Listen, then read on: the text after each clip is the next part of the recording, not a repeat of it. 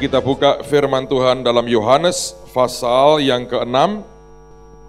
Saya akan ajak Anda melihat akan satu bagian dari firman yang menurut saya kita semua sudah mengerti, menangkap dan memahaminya dan pernah membaca. Yohanes pasal yang ke-6 ayat yang pertama sampai dengan ayat yang ke-15. Ini perikop yang kita semua sudah sangat mengenalnya.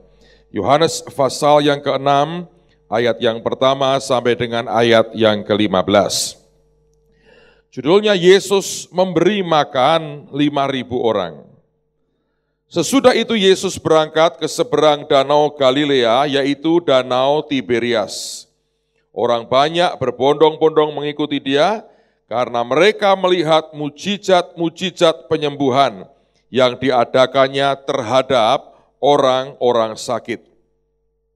Dan Yesus naik ke atas gunung dan duduk di situ dengan murid-muridnya, dan Paskah hari raya orang Yahudi sudah dekat. Ketika Yesus memandang sekelilingnya dan melihat bahwa orang banyak berbondong-bondong datang kepadanya, berkatalah ia kepada Filipus, "Di manakah kita akan membeli roti supaya mereka ini dapat makan?" Hal itu dikatakannya untuk mencobai dia, sebab ia sendiri tahu apa yang hendak dilakukannya.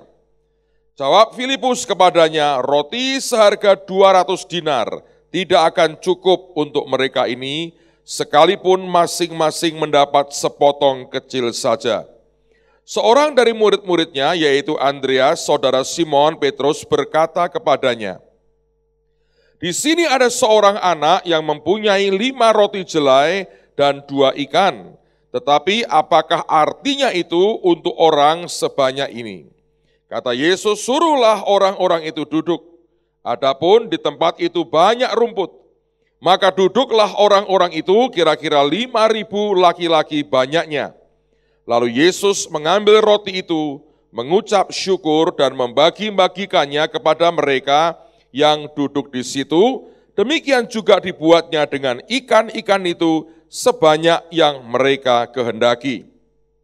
Dan setelah mereka kenyang, ia berkata kepada murid-muridnya, "Kumpulkanlah potongan-potongan yang lebih, supaya tidak ada yang terbuang."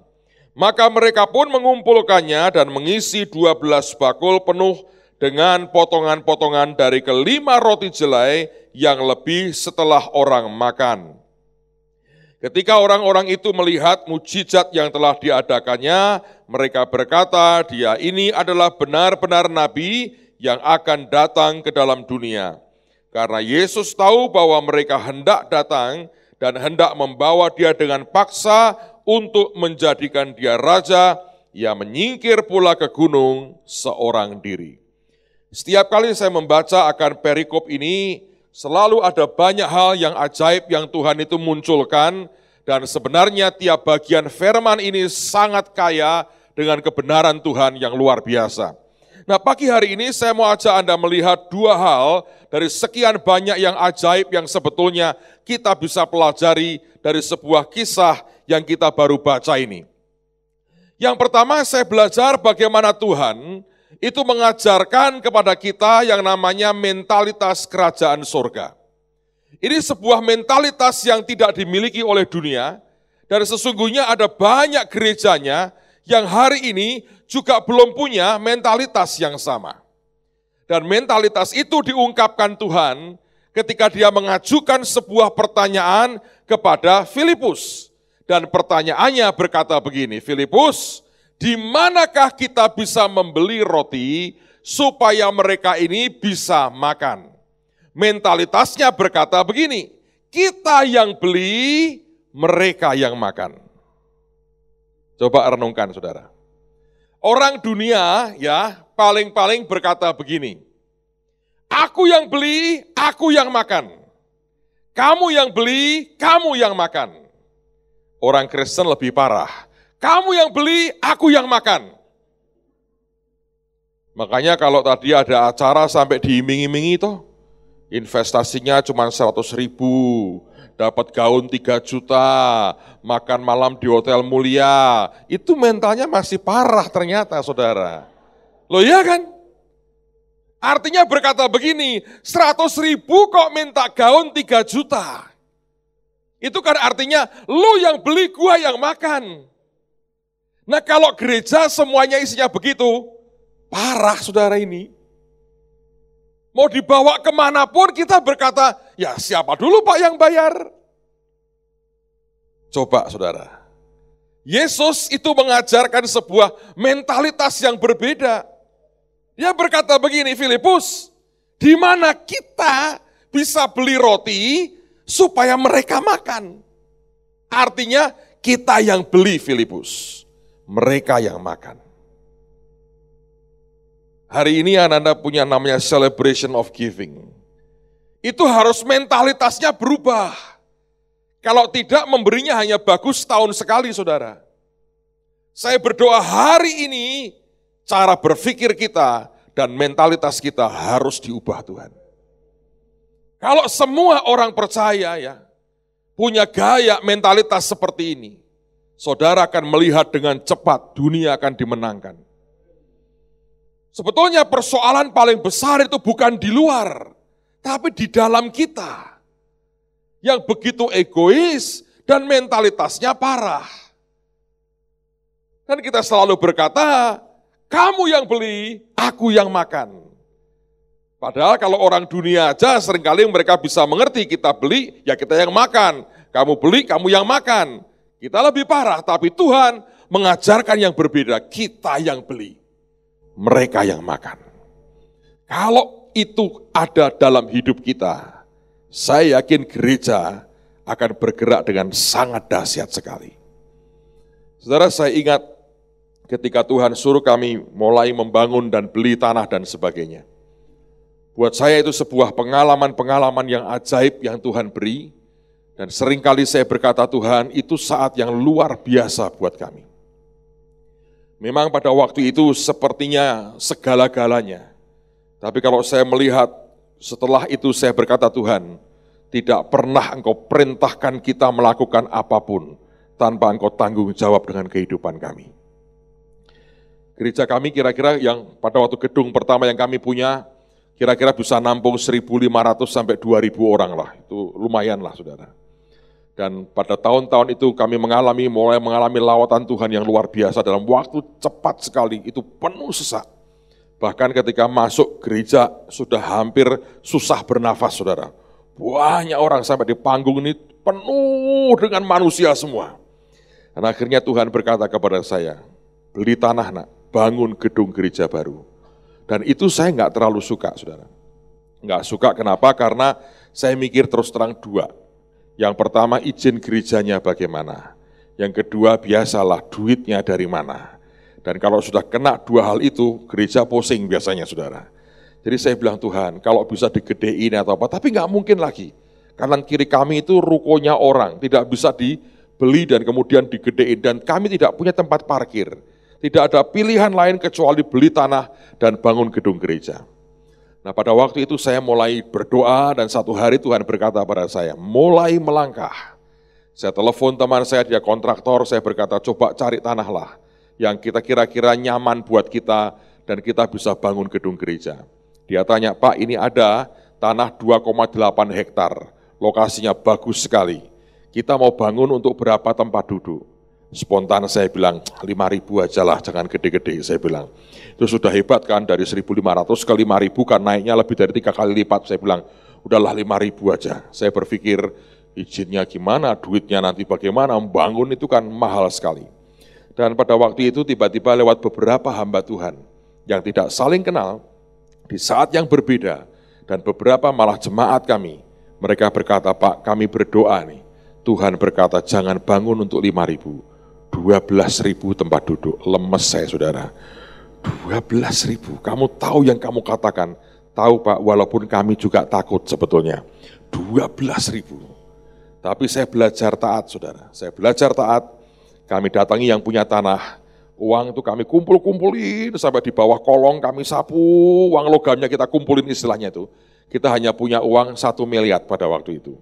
Dan tanah itu mereka mau jual kebalikannya, 2,8 hektar, mereka mau jual 8,2 miliar tanah tok, saudara. Terus kami berdoa, saya datangi yang punya, kita berkata begini, boleh nggak aku beli tanah ini, tapi ada beberapa syaratnya. Oh ya, syaratnya apa? Begini ya. Satu, kamu tak kasih sekarang boleh nih, semiliar, langsung saya kasih. Tapi kemudian sisanya yang 7,2, saya angsur 2,5 tahun tanpa bunga. Saya ngitung dengan kekuatan manusia, gereja, nanti 2,5 tahun kemudian baru bisa ngelunasin ini. Jadi 2,5 tahun lagi baru tak lunasin, tak angsur pokoknya. Kalau lebih cepat ya ajaib, kalau enggak 2,5 tahun. Dia bilang, oke, nggak apa-apa. Tapi ada tapinya, saya bilang. Begitu kita kasih uang muka, kita akan ngurus izin gereja. Dalam 3 bulan izin gereja tidak keluar, uangku kembali berikut bunganya. Kadang-kadang saya mulai berpikir saya ini pendeta atau pengusaha, saya nggak tahu saudara. Kembali dengan bunganya. Karena kamu nikmati kok semiliar, saya bilang gitu. Dia mau tuh saudara. Ya oke katanya. Singkat cerita, ini ajaib sekali. Kami berikan semiliarnya. Saya ngurus izinnya. Saya bersaksi kepada saudara ya. Tuhan itu luar biasa. Dalam 4 hari izin gereja keluar. Hanya dalam 4 hari. Dan kami tidak pakai uang, dulu belum ada KPK saudara. Jadi itu dalam 4 hari izin gereja keluar. Begitu keluar izin gereja, sekarang saya mulai mikir begini. Saya ngomong begini, Tuhan. Kalau aku nunggu 2,5 tahun, ngatasi yang 7,2 miliar. Nanti kalau aku bangun butuh berapa belas tahun. Saya pernah dengar dari Pak Alex Abraham, beliau bangun di Surabaya 12 tahun. Kalau aku 12 tahun tambah 2,5 tahun, 14 tahun hanya umurku dihabiskan bangun gedung. Ya ini kan konyol saya bilang. Padahal kalau itu energi dipakai untuk jiwa-jiwa kan ajaib. Tapi ini kebutuhan. Apa yang harus aku buat? Dan Tuhan berkata, siapa bilang kamu suruh 2,5 tahun? Ya itu kan hitungan kemampuanku, itu kan kemampuanmu. Kenapa enggak ngitung kemampuanku? Ya benar juga sih. Nah waktu itu ada orang Jakarta beri kami ruko 3 atau 4 lantai, saudara. Saya lupa tuh di mana itu. Itu kalau dijual lumayan. Tapi kalau itu dimasukkan yang bayar 7,2 miliar, nothing. Dan tiba-tiba saya berkata begini, ini aja, ini jadikan benih. Dijual yang gak seberapa dibandingkan kebutuhannya. Tapi kalau jadi benih, ini luar biasa. Saya hubungi teman-teman saya, ini ya ruko yang Jakarta, kita kasihkan aja. Persembahkan siapa? Dan tiba-tiba saya ingat, 2 hari kemudian saya akan khotbah di Jakarta, karena waktu itu Pak Alex Abraham lagi punya visi mau membangun menara Jakarta, saudara. Jadi dia buat fellowship tuh kebaktian, lalu saya bilang, kasihkan Pak Alex aja. Mereka bilang, ya udah, setuju. Untung saya punya teman sama gilanya semua. Itu kalau ada yang waras, saudara berantem pasti. Jadi kalau pemimpinmu gila, Anda harus jadi gila, supaya sehati, saudara. Kalau Anda waras sendiri berantem pasti. Orang kurang 7,2 miliar, ini ada ruko 3-4 lantai, dikasih ke orang. Normalnya kan dijual Pak, lumayan. Tapi saya berkata, lu jual, kita jual, berapa lama lakunya, duitnya berapa, ini masih kurang terlalu banyak. Harus Tuhan bertindak ini. Dan dari awal saya ngomong dengan Tuhan terus terang, Tuhan maaf ya, aku tidak bisa membantumu, engkau yang harus bantu aku. Ya kan Tuhannya siapa? Coba berapa banyak hari ini gereja yang begitu hebat membantu Tuhan, saudara. Sehingga rusaklah pekerjaan Tuhan karena kita bantu, saudara. So akhirnya ajaib, hari berikutnya saya belum ke Jakarta. Ada 1 orang datang ke kami memberikan 2 sertifikat tanahnya. Dan mereka berkata tadi malam Tuhan bicara, tanah kami ini untuk gereja. Hari berikutnya saya terbang ke Jakarta, sampai di hotel tempat saya nginep, ada seorang ibu yang sudah nungguin. Dan beliau berkata, Pak, 2 minggu saya nggak bisa tidur. Loh kenapa? Dikejar Tuhan, ya ketangkeplah pasti. Apa yang Tuhan ngomong? Dia keluarkan dari tasnya sertifikat. Dia bilang Tuhan berkata ini untuk gereja Bapak di Semarang. Saya kaget sekali saudara. Dan itu satu sertifikat itu 1 miliar harganya. Dibeli orang Jakarta yang lain itu, langsung. Nah, hari itu saya berikan malamnya ke Pak Alex, beliau terharu, saya didoakan, tangan saya diurapi dengan minyak. Wah, saya ambil semua pengurapannya saudara. Penting itu. Sampai stafnya bilang, wah ini gawat ini, Yakob satu masuk ngambil semua katanya. Itu harus punya strategi dan kecerdasan rohani untuk Anda bisa begitu. Begitu saya tabur, saya bersaksi kepada saudara, bukan 2,5 tahun, dalam waktu 9 bulan, tanah kami yang sisa 7,2 miliar lunas saudara. Hanya dalam 9 bulan. Nah sekarang kita harus bangun kan? Kita bisa bangun, ini tanah kami sendiri. 2,8 hektar. Dalam anugerah Tuhan, hari ini sudah 9 hektar tanah kami semua, saudara. Ini sudah 9 hektar. Nah, 2,8 kita mesti bangun. Saya kalau untuk konstruksi aja ya, sampai atapnya nutup, kami butuh 20 miliar. Tahap pertama itu, nanti belum yang lain-lain. Tapi untuk pokoknya sampai atap nutup 20 M. Nah, waktu itu kita berdoa lagi dan saya tidak punya persembahan, tidak ada amplop khusus lah atau apa enggak ada. Pokoknya ya sekali, seminggu sekali kebaktian itu ya sekali persembahan. Pokoknya saya bilang kalau disuruh Tuhan silahkan memberi, kalau enggak ya enggak usah, saya berkata begitu. Saya bilang ini proyeknya Tuhan soalnya, saya enggak mau bantu Tuhan lah, saya enggak mau memperlambat pekerjaan Tuhan. Lalu kemudian pada waktu itu kami mulai, saya bilang Tuhan kalau tidak ada berkat enggak mungkin loh. Karena untuk beli tiang pancangnya aja, karena itu gedung bangunan itu luas tanah yang kepake 1 hektar sendiri saudara. Nah kita bilang ini perlu tiang pancang, untuk beli tiang pancangnya aja ini 1,2 M pada waktu itu hitungannya. Akhirnya itu hampir 2 miliar. Nah uang kami selesai 4 bulan setelah kami lunasi tanah, hanya 400 juta saudara. Mau beli berapa biji itu ininya, nggak cukup. Berhentilah, kita nggak ngapa-ngapain. Orang mulai tanya, Pak kapan ini dibangun? Ya lagi digambar, saya berkata begitu. Padahal maksudnya gambar detail itu sebetulnya. Kalau konstruksinya udah jadi gambarnya, tinggal kerja langsung kerja. Tapi kenyataan nggak ada duitnya. 400 juta itu 4 bulan saudara, nggak naik-naik. Yang 7,2 miliar, 9 bulan selesai.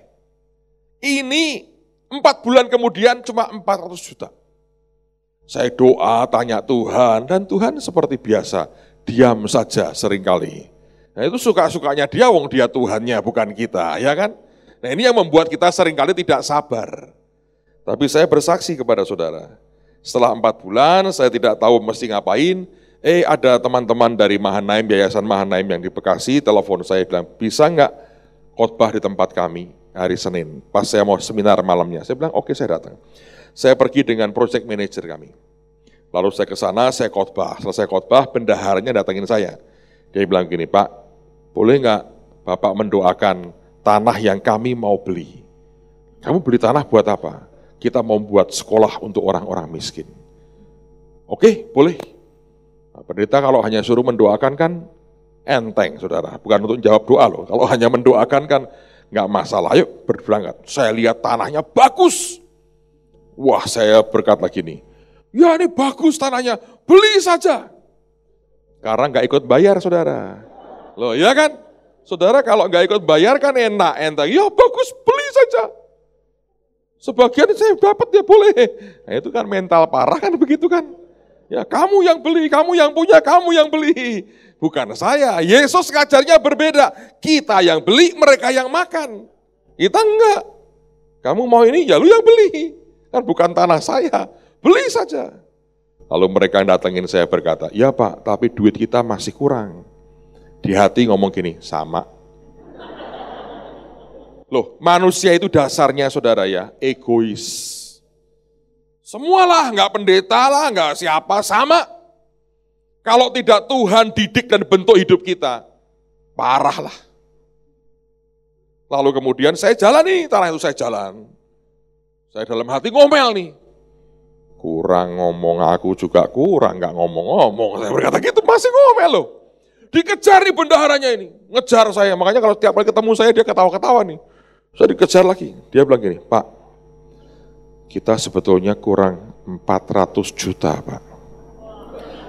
Tahu, hati saya berkata, gua kurang 2 miliar. Enggak bisa lupa bahwa saya punya 400 juta, saudara. Dan menurut saya kan itu kan urusannya masing-masing. Lu yang beli, lu yang bayar lah. Apa urusannya sama saya? Kan kamu minta didoakan. Ini belum berdoa, udah ngeributin kurang-kurang. Emang gua siapa? Tapi Tuhan itu ajaib, saudara. Dan Tuhan itu kalau ngomong menurut saya elegan banget, saudara. Saya lagi jalan ini, ada suara ngomong begini. Kok bisa pas ya? Kamu punya 400 juta, mereka kurang 400 juta. Kok bisa pas ya? Sekarang saya mau tanya, saudara. Itu artinya apa? Hah? Surah apa? Berapa? Jangan bilang, maksudmu apa Tuhan? Itu goblok banget saudara kalau itu. Ngerti ya? Nah, tapi sekarang saya minta nasihat saudara. Kalau Anda di posisi saya, ya toh, entah berapa duitmu saya nggak tahu, dan Tuhan minta ngomong begitu, minta semua, misalnya nih pagi ini dia bilang, nah itu ada firman begitu, kok bisa pas ya buat kamu juga. Nah, sekarang saya mau tanya saudara ini, kalau Anda di posisi saya, berikan tidak? Kok tenang? Siapa yang berkata begini? Berikan Pak, saya berikan, angkat tangan. Tuhan melihat loh, Tuhan melihat loh. Siapa yang berkata gini? Saya doakan dulu, coba angkat tangan. Kalau kita bilang, jangan, pasti Anda kan tidak mau kan, harga diri. Pakai yang lebih rohani, saya doakan dulu. Berapa lama? 40 tahun. Nah, ini memang manusia itu begitu saudara, tenang aja, jangan merasa terlalu bersalah, walaupun sudah bersalah pasti jelas. Saya yang ngerti, ya artinya ngerti, tapi saya ini nakal sebetulnya. Saya panggil itu project manager saya. Saya sudah tahu apa yang harus saya buat. Saya bergurau tapi ini bagus sekali. Saya bilang sama teman saya gini, Tuhan ngomong begini Pak, menurut kamu bagaimana? Dan saya ngomong begini, kalau kamu project manajernya, kalau kamu berkata berikan Pak, saya berikan langsung. Dan kamu project manager tanpa duit. Kalau ada orang tanya kapan dibangun, silahkan jawab. Nah. Tapi kalau kamu berkata jangan beri Pak, saya tahan. Tapi kamu tanggung jawab dengan Tuhan sendiri. Itu gaya Pontius Pilatus cuci tangan, saudara tahu? Tapi teman saya ini jawabannya luar biasa. Dia ngomong begini, ini nemplak hati saya. Dia bilang, Pak, kita ini dipanggil bukan untuk membangun kerajaan sendiri. Kita dengan mereka beda organisasi. Tapi itu tidak pernah jadi masalah di depan Tuhan. Kita ini punya 400 juta, nggak bisa untuk apa-apa. Kalau diberikan ke mereka di sini, ini tanah milik mereka. Nanti mereka bangun sekolah untuk orang miskin. Banyak orang diberkati, banyak jiwa diselamatkan. Kalau kita tahan, buat apa juga nggak bisa untuk apa-apa. Berikan aja Pak. Bayangin saudara. Ini cara mikir langka loh, cara mikir begini saudara. Ya kan? Ini yang berkata kita yang beli, mereka yang nikmati. Kita yang bayar, mereka yang punya. Bayangin, itu mentalitas ilahi saudara. Dan singkat cerita, saya berikan semua. Dan saya berkata Tuhan, habis semua sudah. Kosong. Tapi saya bersaksi buat saudara, 2 bulan kemudian, saya bisa punya uang, kita diberkati Tuhan, untuk beli tiang panjang. Ada hamba Tuhan dari Amerika telepon saya, dia bilang, Petrus, aku disuruh Tuhan datang ke Semarang. Kapan kamu akan mulai membangun? Saya bilang bulan depan, aku akan datang. Dan Tuhan berkata, aku suruh sampaikan pesan Tuhan. Hari itu jemaat kira-kira baru sekitar 3.000 kira-kira, atau 3.000 orang lah. Kami sewa satu gedung olahraga di sampingnya, yang akhirnya kita beli juga gedung itu. Dan kita sewa dia buat kebaktian. Dan hamba Tuhan ini bicara tentang the unusual, sesuatu yang tidak lazim. Dia tantang jemaat memberi persembahan. Itu sebagian memberi perhiasannya, sepeda motornya, mobilnya, tanah, rumah diberi. Dan ajaib banyak yang memberikan bentuk uang dan mau berkata sekian bulan ke depan saya akan berikan sekian. Sore sebelum kebaktian sore, bendahara saya telepon saya, dia nangis. Dia bilang, Pak, sudah kami hitung semua. Anda tahu tahap awal pada waktu itu kami butuh 20 miliar sampai atap itu naik dan selesai. Persembahan yang terkumpul hari itu 21 miliar Tuhan berikan selesai. Mentalitas kerajaan itu, saudara, Anda harus punya dalam hidup kita. Amen. Tapi yang kedua, orang berkata, Pak, siapa kami ini? Saudara tahu orang yang dipakai Tuhan di sini seorang anak. Ini bukan anak orang kaya ini. Ini anak dari keluarga miskin. Dari mana kita tahu? Yang diberi adalah dia membawa 5 roti jelai dan 2 ekor ikan. Yang pertama begini. Orang Yahudi kalau mereka punya uang, mereka akan makan roti dari gandum. Tapi kalau orang miskin, mereka makan roti jelai. Ya, seperti Anda tahu kan, beras pun macam-macam. Ya toh, orang yang bisa beli beras, dia beli beras macam-macam. Tapi yang tidak bisa beli raskin. Nah, waktu itu orang-orang miskin makannya roti jelai. Jadi anak ini membawa 5 roti jelai, menunjukkan sebetulnya dia orang yang tidak mampu. Tapi yang lebih ajaib, Alkitab berkata dia membawa 2 ekor ikan. Anda cek, Anda pelajari, bandingkan dengan Injil yang lain, dan cek di bahasa aslinya, itu ikan bukan ikan gede, ikan kakap yang gede, atau ikan gurami yang gede. Itu ikan yang kecil-kecil, ikan teri ini. Zaman dulu ketika nelayan selesai menangkap ikan, mereka ke pantai membersihkan jala, yang gede-gede mereka singkirkan untuk dijual, yang kecil-kecil dibuang memang. Supaya orang miskin bisa memungut ikan, bisa makan ikan tanpa bayar. Sama hukumnya ketika orang memanen, menuai gandum atau jelai, harus dibiarkan tercecer. Nanti orang miskin mungut itu tanpa bayar. Itu cara Tuhan supaya tidak ada orang yang kelaparan di antara umatnya.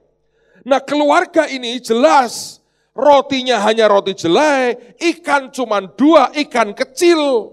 Ini bukan ikan beli, itu ikan mungut di pantai. Ikan yang tidak laku dijual, ikan yang dibuang oleh nelayan. Saudara tahu yang dipakai untuk memberi makan ribuan orang, bukan orang yang punya uang. Bukan orang yang berduit.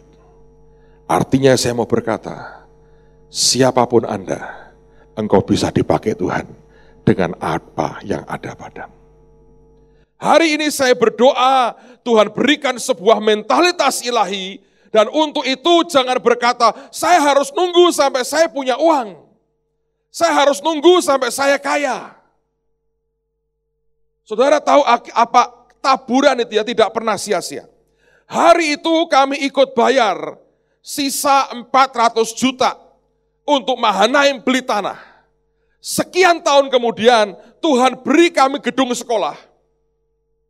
Sekarang ini lebih tinggi dari gedung sekolahnya Mahanaim, murid kami lebih banyak dari muridnya Mahanaim, saudara. Dalam 6 bulan Tuhan berikan kami sekolah. Dan dulu orang berkata ini sekolah kampungan ecek-ecek. Saya bersaksi di akreditasi semua A+, dan murid kami sudah 3.000 murid lebih hari ini.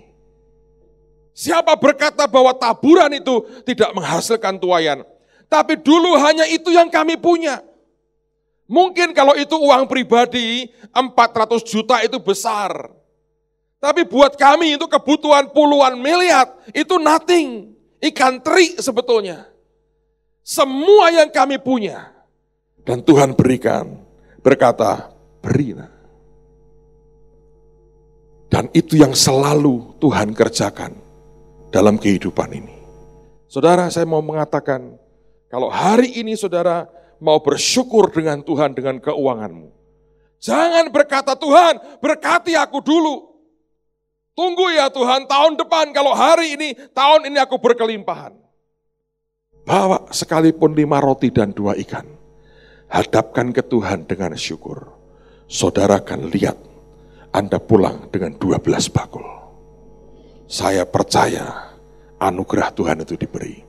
Kami gereja diajar Tuhan untuk itu. Dididik sangat banyak untuk punya hati memberi.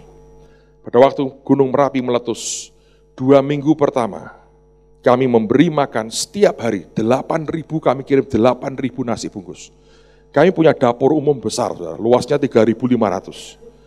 Dan itu sekali masak dalam 5 jam kami bisa beri siapkan 20.000 nasi bungkus. Besar sekali. Dan kami kirim begitu banyak orang ke sana, melayani, peluk orang, mendoakan orang. Dan kita melakukan apapun yang Tuhan perintahkan. Tiap hari, selama berminggu-minggu, tiap hari, kita bawa tiap hari minimal 2.000 orang mengaku Yesus Tuhan dan didoakan dan dilayani. Kita berdoa, satu yang hamba minta Tuhan, tanam dalam hidup kami setiap kebenaran yang kami dapatkan hari ini. Engkau mengubah kami dari dalam, Engkau bentuk kami dengan ajaib. Berkati umat-Mu. Dan apapun yang kami bawa kepadamu Tuhan, biar itu yang menyukakan hatimu. Segala kemuliaan hanya bagi Yesus Tuhan kami, di dalam nama Tuhan Yesus. Dan semua berkata, amin. Tuhan memberkati saudara. Pagi hari ini biar Engkau bicara lagi kepada anak-anak-Mu. Berikan roh hikmat, roh wahyu, dan roh pengertian turun Tuhan. Terangi hati kami dan mata kami untuk bisa melihat akan kebenaran-Mu. Dan kami tahu kebenaran yang kami terima hari ini akan sungguh-sungguh memerdekakan kami. Mengubah hidup kami dari dalam, membuat hati kami makin berkenan di hadapan Tuhan. Dan hidup kami diangkat makin melekat kepadamu. Jadikan setiap kami pelaku firman-Mu dan biarkan nama Yesus yang dimuliakan lewat sabda-Mu sendiri. Di dalam nama Tuhan Yesus, semua kita berkata, amin. Silakan duduk dalam hadirat Tuhan, saudara. Shalom. Mari kita buka firman Tuhan dalam surat Yakobus pasal yang kelima. Ada 2 ayat yang sudah sangat terkenal, saya ingin mengulang lagi pada hari ini sebagai dasar kita. Yakobus pasal yang kelima, ayat yang ke-17 dan ayat yang ke-18. Yakobus 5 ayat 17 dan ayat yang ke-18. Elia adalah manusia biasa, sama seperti kita. Tiap kali saya membaca ayat ini, ada penghiburan di hati kita. Banyak orang mengagumi akan Elia yang luar biasa, tapi hari ini kita mendengar Tuhan berkata, Elia adalah manusia biasa, sama seperti kita. Dan dikatakan, dan ia telah bersungguh-sungguh berdoa supaya hujan jangan turun. Dan hujan pun tidak turun di bumi selama 3 tahun dan 6 bulan. 18. Lalu ia berdoa pula, dan langit menurunkan hujan, dan bumi pun mengeluarkan buahnya. Saudara, kalau Anda membaca ini ya, bagaimanapun, saya percaya begini, tidak ada detail apapun di Alkitab ini yang meaningless, yang tidak ada artinya. Semua yang Alkitab katakan dan ungkapkan kepada kita itu punya pengertian. Selalu ada pesan Tuhan yang begitu ajaib yang dia mau katakan kepada kita. Saya membaca ayat ini sudah berulang-ulang dan kita tahu bahwa ini ayat yang dipakai orang ketika kita mengajar tentang doa dan sebagainya. Nah, saya perhatikan ada yang cukup aneh di ayat ini. Ketika dikatakan bahwa untuk membuat hujan tidak turun selama 3,5 tahun, Alkitab mengatakan Elia berdoa dengan apa? Sungguh-sungguh. Doa yang sungguh-sungguh untuk membuat hujan tidak turun 3,5 tahun. Lalu kemudian ayat berikutnya berkata, lalu ia berdoa pula. Ada kata-kata sungguh-sungguhnya enggak? Artinya sungguh-sungguh enggak dia? Sungguh-sungguh sih saudara ya, pasti bukan doa yang ngaco. Tapi kalau Anda perhatikan ya, tidak ada detail di Alkitab yang meaningless. Ketika untuk urusan menutup langit, sehingga hujan tidak turun 3,5 tahun, dan membuat orang sengsara, itu butuh namanya doa yang sungguh-sungguh. Tapi untuk membuat hujan turun dan bumi berbuah, anehnya Alkitab tidak mengatakan, maka ia berdoa juga dengan sungguh-sungguh. Dan hujan turun dan bumi mengeluarkan buahnya. Tapi hanya dikatakan, dia berdoa pula, lalu kemudian hujan turun dan bumi mengeluarkan buahnya. Nah, bagian pertama saya mau berkata begini. Jangan pernah berpikir Tuhan begitu gampang menjatuhkan hukuman kepada umat yang Dia cintai. Saudara ngerti nggak? Butuh doa sungguh-sungguh. Sampai kemudian Dia berkata, oke. Tapi ketika ada doa supaya umatnya diberkati, tidak kata sungguh-sungguhnya itu nggak dimasukin di situ. Hanya dikatakan, maka dia berdoa pula. Hujan pun turun dan bumi mengeluarkan buahnya. Artinya ketika Elia mulai berdoa, Tuhan aku minta hujan, dia langsung berkata, oke. Sebab dia tahu akan membuat umatnya bahagia. Nah, hari ini orang Kristen itu pandangannya lain. Bahwa kalau soal hukuman, Tuhan murah hati. Soal berkat, susah. Ya kan? Kita kalau mau jujur nih, seringkali nih orang kalau ngomong begini, kenapa ya doa untuk minta berkat susah. Tapi kalau doa berkata Tuhan didik aku cepat. Nanti ngalami ini, yang gak enak tuh kok cepet. Yang enak kenapa lambat? Tapi hari ini saya mau berkata ini hati Tuhan. Untuk supaya hujan tidak turun, butuh sebuah tenaga energi doa yang begitu luar biasa dari orang yang bernama Elia ini. Alkitab tidak cerita dengan detail apa yang dia lakukan. Tapi Yakobus dalam sebuah sudut pandang perjanjian baru, dia berkata ternyata itulah hati Tuhan yang sebenarnya. Tidak begitu gampang sebetulnya. Hatinya tidak pernah suka. Dia tidak pernah menikmati tiap hukuman yang dia jatuhkan kepada anak-anaknya sekalipun oleh karena dosa kita. Nah, tapi saya ingin ajak Anda melihat sisi yang lain lagi. Alkitab berkata lalu ia berdoa pula, dan kemudian hujan turun dan bumi pun mengeluarkan buahnya. Nah, apa yang membuat doa yang kedua ini, yang membuat hujan turun, kenapa begitu cepat? Nah, hari ini banyak orang minta hujan dalam hidupnya, minta berkat dalam hidupnya, dan kita berkata, Tuhan, kenapa susah? Sekarang kita mau lihat apa yang Elia buat, sehingga Tuhan dengan cepat memberikan hujan, dan bumi mengeluarkan buahnya. Kita balik ke perjanjian lama, mari kita lihat di 1 Raja-Raja pasal yang ke-18. Tidak usah kita baca seluruh pasal ini karena waktu. Di rumah nanti Anda baca mulai ayat 20. Ada judul Elia di Gunung Karmel. Saya yakin semua kita sudah pernah membacakan cerita ini. Tapi izinkan saya mengulang membacakan buat saudara dari ayat yang ke-30. 1 Raja-Raja 18 ayat 30. Kata Elia kepada seluruh rakyat itu, datanglah dekat kepadaku. Maka mendekatlah seluruh rakyat itu kepadanya, lalu ia memperbaiki mezbah Tuhan yang telah diruntuhkan itu. Kemudian Elia mengambil 12 batu menurut jumlah suku keturunan Yakub. Kepada Yakub ini telah datang firman Tuhan, engkau akan bernama Israel.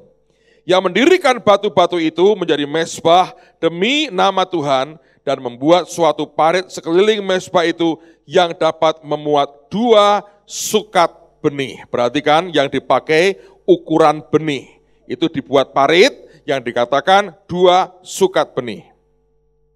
Ia menyusun kayu api, memotong lembu itu dan menaruh potongan-potongannya di atas kayu api itu. Sesudah itu ia berkata, penuhilah 4 buyung dengan air dan tuangkan ke atas korban bakaran dan ke atas kayu api itu. Kemudian katanya, buatlah begitu untuk kedua kalinya. Dan mereka berbuat begitu untuk kedua kalinya. Kemudian katanya, buatlah begitu untuk ketiga kalinya. Dan mereka berbuat begitu untuk ketiga kalinya. Jadi artinya 12 tempayan atau 12 tempat air atau buyung air dituangkan pada korban itu. Alkitab berkata, sehingga air mengalir sekeliling mezbah itu, bahkan parit itu pun penuh dengan air. Kemudian pada waktu mempersembahkan korban petang, tampillah Nabi Elia dan berkata, ya Tuhan Allah Abraham, Ishak dan Israel, pada hari ini biarlah diketahui bahwa Engkaulah Allah di tengah-tengah Israel, dan bahwa aku ini hamba-Mu, dan bahwa atas firman-Mu lah aku melakukan segala perkara ini. Jawablah aku ya Tuhan, jawablah aku, supaya bangsa ini mengetahui bahwa Engkaulah Allah ya Tuhan, dan Engkaulah yang membuat hati mereka tobat kembali. Lalu turunlah api Tuhan, menyambar habis korban bakaran, kayu api, batu, dan tanah itu, bahkan air yang dalam parit itu pun habis dijilatnya. Ketika itu seluruh rakyat melihat kejadian itu, dan sujudlah mereka serta berkata, Tuhan dialah Allah, Tuhan dialah Allah. Saudara, ini rahasianya. Kalau Anda mendengar kata hujan, itu yang turun apa sebetulnya? Air, ya kan? Kecuali ada tambahan hujan batu, hujan es, lain lagi. Tapi dengar kata hujan, yang turun adalah air. Mengapa doa Elia bisa begitu luar biasa? Dan kenapa tidak dikatakan dengan sungguh-sungguh? Satu, karena buat Tuhan lebih gampang. Hatinya lebih rela memberikan berkat daripada hukuman kepada anak-anaknya. Tapi yang kedua sebetulnya, Elia ketika minta hujan, dia sebetulnya sedang menuai apa yang dia pernah tabur sendiri. Kalau Anda perhatikan ya, dia susun 12 batu, simbol 12 suku Israel. Dia mau berkata, tiap suku terwakili Tuhan, tidak ada suku yang hilang. Dia taruh lembu, dia potong, ditaruh di atasnya, di atas kayu api. Di sekitarnya dia buat parit. Dan parit itu ukurannya pakai ukuran 2 sukat benih. Tapi yang luar biasa sebetulnya korban terbesarnya bukan lembunya. Tapi apa saudara? Air. Dia tuang air sampai 12 buyung, sampai itu memenuhi akan seluruh paritnya. Jadi itu korban basah. Banyak orang berkata begini, ya ini begini Pak, supaya mereka yakin ini bukan dikasih apapun atau Elia bukan ngambil api dari mana. Itu harus Tuhan, makanya harus basah korbannya. Ya mungkin ada betulnya. Tapi saya yakin mininya tidak sesimpel itu. Elia sadar habis ini Tuhan akan kerja dan dia akan minta supaya hujan turun. Nah supaya hujan turun dia harus menabur. Dan taburan terbaik karena dia mengharapkan akan tuaian air, maka yang terbaik dia harus tabur apa? Air. Dan itu bukan hal yang gampang. Sebab 3,5 tahun mereka tidak mendapatkan hujan, air merupakan barang yang sangat precious. Air barang yang paling mahal. Lembunya mungkin kurus saudara, karena nggak dapat makan dengan baik. Tapi yang paling berharga itu bukan lembunya. Yang paling berharga itu air, 12 buyung yang dia tuang dan dia berkata, ini simbol dari 12 rasul, simbol 12 suku, masuk semua membawa korban ke Tuhan. Dan kalau saudara membaca, Alkitab berkata Tuhan menyambar dengan apinya, semua dibakar habis dan ditambah dengan kalimat, bahkan air dalam parit itu pun dijilatnya sampai habis. Saudara, itu yang membuat doanya cepatnya luar biasa. Engkau hanya bisa menuai apa yang engkau tabur. Engkau tidak pernah bisa menuai apa yang tidak pernah engkau tabur. Dan sering kali ini yang kebalik. Orang berkata, Tuhan berikan kepadaku dulu, berkati aku dulu, baru kemudian aku akan memberikan kepadamu. Kebalik. Itu cara mikir perjanjian lama. Di perjanjian lama pada hari Sabat, hari yang ketujuh, orang datang ke rumah ibadah membawa korban. Oleh Paulus perjanjian baru dibalik. Dia berkata, pada hari pertama dari minggu itu, berarti hari apa? Minggu. Sebelum kamu kerja, sebelum kamu dapat apa-apa, bawa dulu korbanmu. Kebalik kan saudara? Dia mau berkata, kalau engkau punya mental seperti Naaman, sembuhkan dulu, baru gua kasih. Nabinya berkata, sorry ya, bawa pulang. Nerima begituan malah kena kusta, ya kan? Anda harus ngerti prinsipnya. Elia mengerti.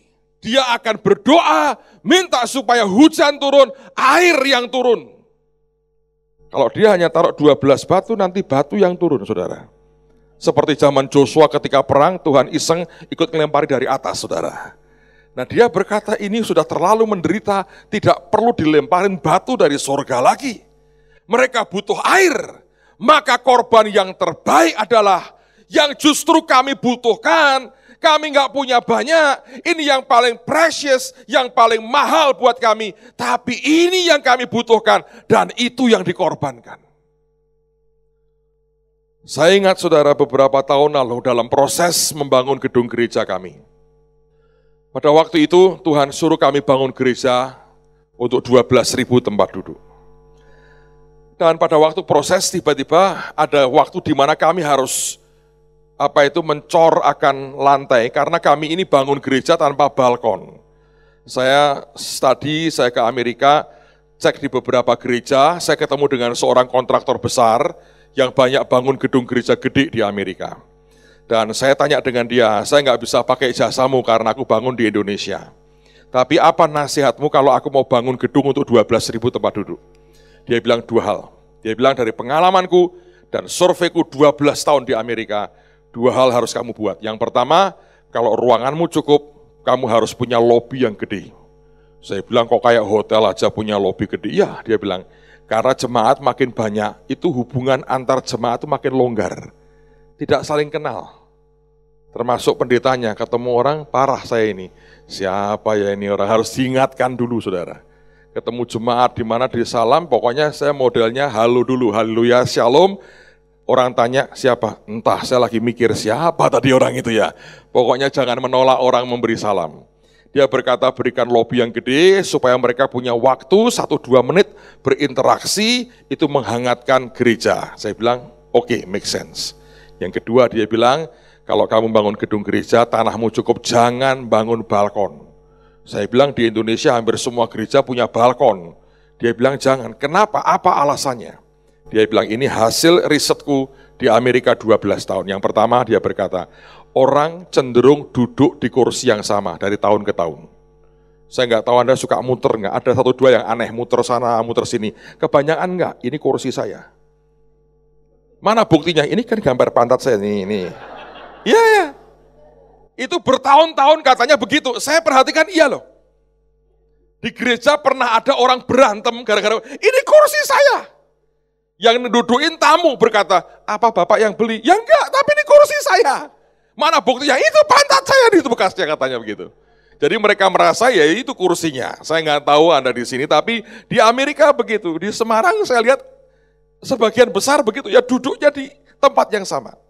Yang kedua dia berkata begini, setelah aku survei, mereka yang duduk di balkon, itu keterlibatannya dengan Tuhan dan gereja lebih rendah.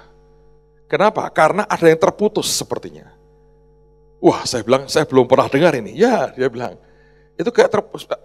Kalau hambatan berkata, mari maju ke depan. Dia ke belakang malah saudara. Karena turun kan. Dia ke belakang kan jatuh dia. Semua ke depan, dia ke belakang sendiri. Terus malas, lama-lama malas kan, gua di atas. Dia pasif bertahun-tahun, terdidik tanda petik untuk pasif. Mau altar call dia malas turun ke bawah, memberi persembahan begini malas, untung nggak ada balkonnya, jadi tidak boleh malas maju ke depan habis ini. Jadi begitu saudara. Nah, dia berkata, bangun kayak stadium aja, naik begini. Dan itu yang kami buat. Nah, pada waktu itu dibuat harus dicor semua, karena untuk 12.000 dan kami ngitung. Cara nyembah goyang. Nah, kalau orang 12.000 goyang begini, konon lebih berat saudara.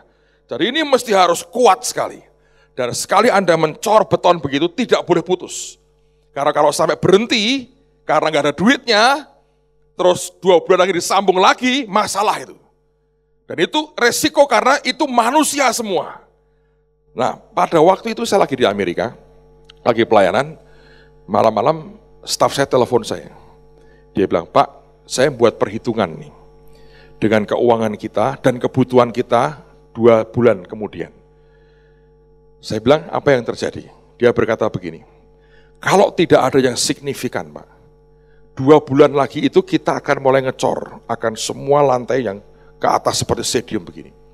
Dan kita nggak boleh berhenti. Itu kita butuh uang sekian miliar. Uang kita sekarang cuma sekian ratus juta. Ini nggak cukup loh Pak. Jadi pilihannya 2 bulan lagi. Apakah kita punya cash untuk bayar itu dan dicor semua jadi, atau kita harus hentikan pembangunannya. Supaya resiko secara teknisnya tidak terjadi. Butuh berapa sih? Sekian Pak. Waduh saya bilang. Kalau hitungan ini Pak, saya hitung dari sekian bulan terakhir, kira-kira speednya, berkatnya, masuknya duit sekian, ini nggak memadai. Oke, saya bilang, saya berdoalah. Nanti Tuhan mau ngomong apa. Jadi malam itu atau hari itu saya tutup telepon, saya berlutut di kamar hotel saya di Amerika. Terus saya bilang gini, Tuhan aku ini datang. Ini kau ngerti pembicaraan kami lah. Aku butuh duit sekian untuk ngecor ini. Dan kau mengerti aku tidak boleh berhenti. Sekarang aku hanya punya uang sekian. Apa yang harus aku buat? Berkatin dong Tuhan, saya bilang. Kirimlah berkatnya. Saya memang sengaja tidak membuat persembahan 2 kali, 3 kali, bahkan tidak nyetak amplop khusus. Saya ngomong gini dari awal, Tuhan sorry ya, aku tidak bisa membantumu. Engkau yang harus membantuku. Lihat Tuhannya siapa saudara.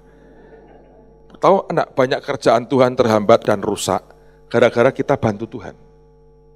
Beda kalau dia berkata, nak kamu berikan duitmu sekian, itu Tuhan itu. Tapi kalau ide manusia kita yang bertindak, ngerusak banyak. Nah saya bilang, aku gak mau Tuhan. Kecuali engkau perintahkan sesuatu, baru aku kerjakan. Tapi aku gak bisa bantu engkau yang harus bantu aku. Lalu singkat cerita, saya lagi berdoa, itu ya di Amerika sendirian. Dan tiba-tiba Tuhan itu hadir, sweet sekali. Dan dia berkata gini, ngomongnya itu aneh, kadang-kadang saya tuh bingung. Saya ke kiri, dia beloknya kanan. Saya ngomong A, dia jawabnya B. Lah itu suka-suka dia Tuhannya saudara. Ya toh, jangan diatur. Saya bilang, Tuhan, aku ini punya kebutuhan. Dan dia berkata gini, nak, tahukah engkau bahwa di kotamu banyak pendeta juga bangun gedung gereja nggak selesai bertahun-tahun. Itu kayak barang berhenti aja. Dan mereka nangis bertahun-tahun. Dan mereka juga tidak selesai. Wah, hati saya berkata gini, apakah engkau mau berkata nggak apa-apa seperti yang lain? Atau mau gimana ini saya bilang. Terus saya ngomong begini, Tuhan, itu kan urusanmu dengan mereka. Manusia itu egois loh saudara, bener. Enggak pendeta, enggak siapa, jujur aja. Kalau nyangkut urusan sendiri, kita enggak peduli orang lain. Aku ini tidak lagi mendoakan yang lain. Mereka sudah nangis bertahun-tahun dengan engkau sendiri. Aku ini belum nangis, tapi aku ini berkata, ini 2 bulan ke depan aku hadapi seperti ini. Aku mesti ngapain? Ya dia ngomong. Apakah kamu tidak ngerti? Banyak yang juga nangis dan bertahun-tahun mereka macet pembangunannya dan tidak bisa selesai. Dan mereka punya gereja kecil, tidak bangun gede seperti kamu. Dan mereka macet. Ya saya bilang, ya saya tahu. Tapi apa urusannya dengan aku? Terus dia ngomong lagi. Dia berkata begini. Dan ini mengagetkan saya. Apa yang kamu punya memang tidak cukup buat kebutuhanmu. Tapi apa yang kamu punya lebih dari cukup untuk kebutuhan mereka. Saya kaget. Dia ngomongnya begini, apa yang kamu punya memang tidak cukup untuk kebutuhanmu. Tapi apa yang kamu punya lebih dari cukup untuk kebutuhan mereka. Saya bilang agak telat mikir sih saya, saudara. Karena itu pernyataan yang belum pernah saya dengar sebelumnya. Aneh, mengandung filosofi tinggi itu buat saya tuh. Terus saya berkata, ya mesti saya berkata, saya butuh berapa, mereka butuh berapa. Nah iya, dah itu top. Tiba-tiba kayak disentak hati saya. Saya bilang, wah aku tahu. Terima kasih Tuhan. Saya langsung setelah selesai semua, saya masih ingat tuh dari New York pulang ke Indonesia. Pulang, saya kumpulkan teman-teman staf yang bangun, saya bilang, saya minta kalian bentuk 7 tim. Dan kita beri nama tim ini tim Noah, tim Nuh. Noah 1, Noah 2, sampai 7. Isinya arsitek, teknik sipil, dan kontraktor, dan toko bangunan, saya bilang. Pokoknya tim ini komplit. Ngapain Pak? Ketua timnya saya tunjuk. Kalian saya beri tugas dalam 2 hari, muter kota Semarang, masuk keluar kampung, dan sekitarnya dicek apakah ada gereja yang pembangunannya berhenti. Itu gereja-gereja kecil di kampung-kampung yang bangun nggak selesai karena duitnya nggak ada dan macet. Tolong didata, berapa di sekitar kita yang seperti itu. Terus ngapain Pak? Pokoknya data dulu, saya bilang. Data dan lapor kondisinya. Jadi mereka muter 2 hari, balik lagi mereka berkata gini, ini Pak ada berapa ya, 12 atau 15 saya lupa. Sekian Pak, wih banyak juga ya. Seberapa gedenya? Kecil Pak, masing-masing sekian. Terus saya bilang begini, kalau kita terusin ini, kalau kita yang membangun ini gereja, kira-kira satu gereja butuh berapa puluh juta. Dihitung, kira-kira Pak yang ini sekian. Saya hitung, saya tanya bendahara, duit kita berapa? Sekian. Ini butuh sekian, cukup enggak? Lebih dari cukup Pak. Nah ya dia pasti benar aku bilang. Oke. Tuhan itu gak pernah salah. Kita yang salah terus saudara. Manusia itu gawatnya luar biasa, tegar, tengkuk, bebal, sombong, sok rohani lagi saudara. Lalu saya berkata begini, sekarang ya kalian datengin gembalanya. Tawari mereka. Boleh tidak kita yang selesaikan pembangunannya? Tidak ada ikatan. Dan saya akan buat tertulis dengan mereka, supaya sinode masing-masing tidak resah. Setelah kita bangunkan selesai, bye-bye, selesai. Tidak ada ikatan apa-apa. Dan kemudian saya bilang, tanya gembalanya, desainnya pengen seperti apa? Turuti, saya bilang. Kalau terlalu sederhana, buat yang lebih bagus. Duitnya, ini kita punya duit. Dalam bangun kita Pak, ntar saya pikir belakangan. Pokoknya ini dulu. Kalau Anda mikir cara gitu ya, Anda harus agak sedikit gila sih sebetulnya. Tapi kalau Anda mau dengan Tuhan ya, lihat mujizat, cara mikirnya, mindsetnya mesti begitu. Dan terus terang dari 12 atau 15 gereja itu, tidak satu pun yang satu sinode dengan saya. Enggak ada. Semua dari gereja macam-macam saudara. Satu di antaranya itu rumah pendeta. Saya sampai terharu ya, itu teman saya yang kerjakan di situ. Dia telepon saya, Pak, kami mau coba renov ini gereja. Bisa nggak Bapak kemari sebentar? Saya ke sana, datang. Ini ya Pak, ini kamar dari anak-anaknya masih perempuan kecil-kecil saudara, mungkin umur 5 tahun itu, 5 sama 7 tahun. Itu kamar anaknya. Dia bilang, Pak ini parah Pak, dan ini yang kita harus selamatkan dulu. Lalu kemudian itu karena nempel sama gereja, ini rumah pastori. Terus mereka minta kepada ibu gembalanya dan Pak gembalanya, boleh nggak tolong ini anak-anak dipindahin ke kamar lain. Karena kamar lain masih oke, yang ini paling parah. Semua barang dikeluarkan. Terus bilang gini, Pak Pendeta boleh nggak kami mulai kerja sekarang? Oh ya silahkan. Dia ambil bambu di depan mata saya loh saudara. Cuman ditonjok dikit dengan bambu, runtuh sampai atapnya. Itu rayap semua di atasnya. Itu istri gembalanya histeris saudara, nangis teriak dia. Itu kalau kucing lewat saudara, korban itu anak loh. Dia histeris. Saya sampai kaget. Itu begitu selesai, saya tidak pernah bisa lupa itu, air mata gembala itu. Nangis terus. Dan kami datangi satu persatu. Dan mereka ini hamba Tuhan yang simple sekali. Mereka tidak perlu punya yang aneh-aneh. Yang ditunjukkan, Pak, kita mau gambar seperti ini, simple sekali. Ada yang berhenti 10 tahun, 7 tahun, ada yang 15 tahun berhenti. Jemaatnya dikit, tidak bisa bangun. Dan hari sebelumnya, ketua majelisnya masuk hutan di pinggiran kota, teriak-teriak sama Tuhan. Besoknya anak buah kami datang, nawari, boleh nggak kami yang bangun gereja ini? Itu Anda kalau lihat ya, ekspresi tidak percaya di mata mereka.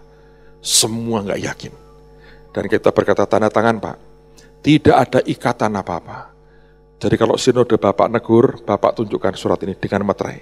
Saya tanda tangan, Bapak tanda tangan. Saya tanda tangan ini, saudara. Kami hanya membangun, tidak ada ikatan apa-apa. Setelah selesai, tidak ada pamrih, tidak ada ikatan apapun. Itu uang saya habiskan, saudara. Sekian belas gereja dibangun. 2 bulan saya bilang, jangan sampai lebih dari 2 bulan, dikebut siang malam. Itu gedung-gedung simple sekali. Tapi itu belasan tahun mereka nunggu.